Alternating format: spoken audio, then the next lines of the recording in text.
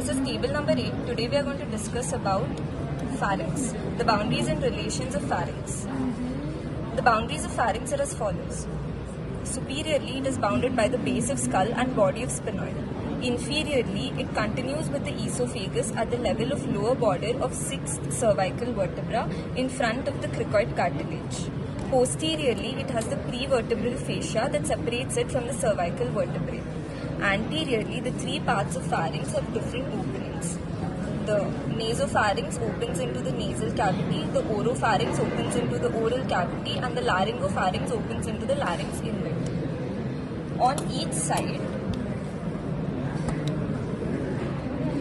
it is bounded by the auditory tube, styloid process, and the common carotid artery, external and internal carotid arteries. Now we will look into the different parts of pharynx. The first one being nasopharynx, second oropharynx and the laryngopharynx. The extent of the nasopharynx is from the base of the skull to the soft palate. The extent of the oropharynx is from the soft palate to the upper border of epiglottis. Laryngopharynx from the epiglottis to the level of 6th cervical vertebra where it continues is the oropharynx.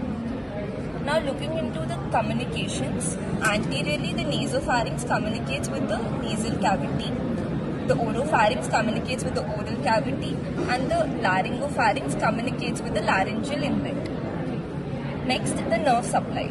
The nerve supply of the nasopharynx is pharyngeal branch of pterygopalatine ganglion. The nerve supply of oropharynx is 9th and 10th cranial nerves. The nerve supply of laryngopharynx is also 9th and 10th cranial nerves. Relations. Anterior relations are same as the communications for each part of the pharynx. Posterior relations of the nasopharynx, the body of sphenoid and the base of skull. Posterior relations of oropharynx, the 2nd and 3rd cervical vertebra. The posterior relations of laryngopharynx, the 4th and 5th cervical vertebra. Talking about the lateral wall, the lateral wall of nasopharynx is formed by the auditory tube. When we come to the oropharynx, we have the tonsillar fossa, and then at the level of laryngopharynx, it is the piriformis fossa. The lining epithelium of the nasopharynx is ciliated columnar epithelium.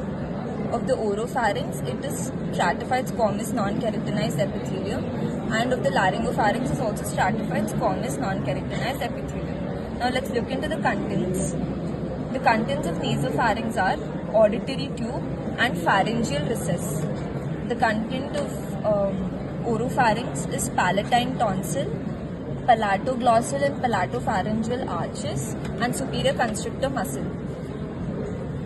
The content of laryngopharynx, middle and inferior constrictor muscle, the piriformis fossa, and the epiglottis.